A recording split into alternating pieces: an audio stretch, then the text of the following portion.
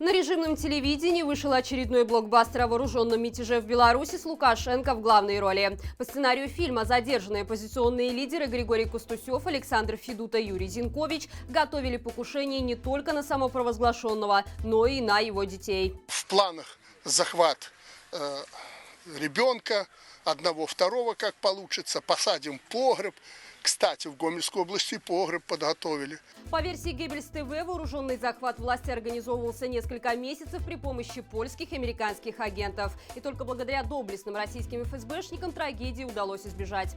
КГБ Беларуси уже рассказала, что задержанные свою вину признали, якобы обвинив во всем другие страны. Хотя, зная, как в нашей стране в тюрьмах издеваются над задержанными, такого рода показания вряд ли могли кого-то удивить. Польша и США все обвинения нелегитимного в попытке захвата власти в нашей стране назвали ложными, а политолог Павел Усов привел достаточно вескую причину подобного маски-шоу. Весь этот сложный сценарий существования мирового заговора против Лукашенко и его семьи с явной попыткой внешнего вторжения и вооруженного захвата Беларуси был разыгран для того, чтобы наконец создать повод для спасения Беларуси Россией от некой фашистской оккупации, разместить российские военные базы на территории нашей страны и полностью разорвать дипломатические отношения с Западом. Не стоит также забывать и о том, что захватчиком власти в нашей стране является только один человек, имя которого мы все прекрасно знаем.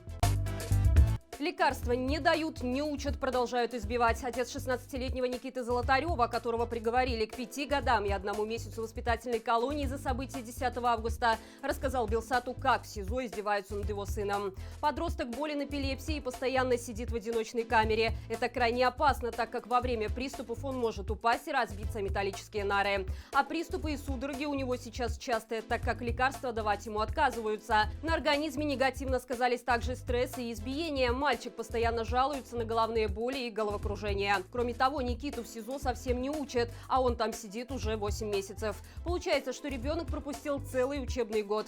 По словам отца, Никита уже и сам хочет, чтобы его поскорее перевели в колонию. Важно отметить, что до задержания из-за болезни подросток находился на домашнем обучении. Страшно представить, в каком состоянии он сейчас находится в тюрьме. Главное, что такой страшный преступник больше не является помехой нелегитимному режиму. Чтобы сесть на сутки в Беларуси, даже не обязательно совершать какое-либо административное правонарушение или выходить на протесты. Достаточно просто не делать ничего. Так и случилось с 26-летним жителем Минской Серебрянки Анатолием Старосветским. Молодой человек вечером шел с шампанскими конфетами, чтобы зайти поздравить свою бабушку с днем рождения, как вдруг к нему подошли сотрудники милиции.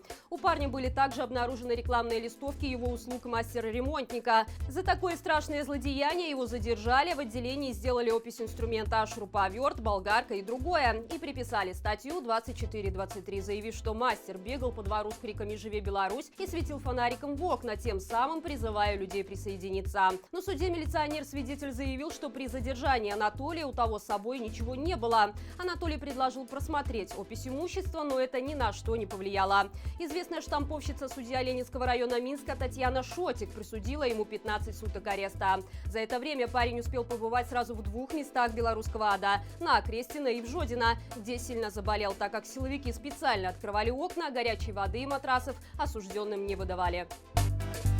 Совсем недавно мы рассказывали о масштабных сокращениях в рядах работников белорусской культуры. Нелегитимный режим планирует уволить каждого 5-го работника этой сферы, но на этом волна оптимизации и не думает спадать. По информации, которая появилась в телеграм-каналах, аналогичный процесс запущен и в спортивных госучреждениях. Главное управление спорта и туризма предлагает сокращать равнозначные должности сотрудников, переводить их с бюджета на внебюджет, а руководители учреждений должны придумать свои варианты, как оптимизировать штат. Впоследствии такого решения несколько, и все они малоприятные. Сотни работников спортивной сферы окажутся без работы, а тем, кто удержится на своих местах, придется выполнять как минимум двойной объем работы, оставаясь на той же зарплате. Очевидно, это очередное ноу-хау экономики. Если в бюджете заканчиваются деньги на ОМОН, их можно получить, заставив бюджетников пахать за 2, а то и за 3, а лишних просто выкинуть на мороз. Такая она страна для жизни нелегитимного.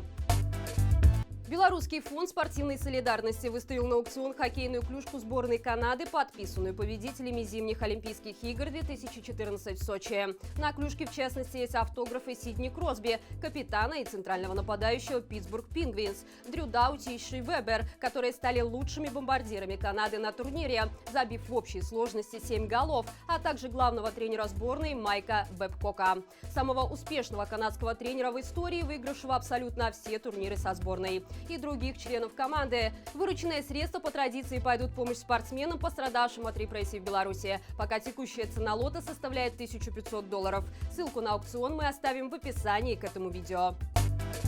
И это все на сегодня. Берегите себя и живи Беларусь!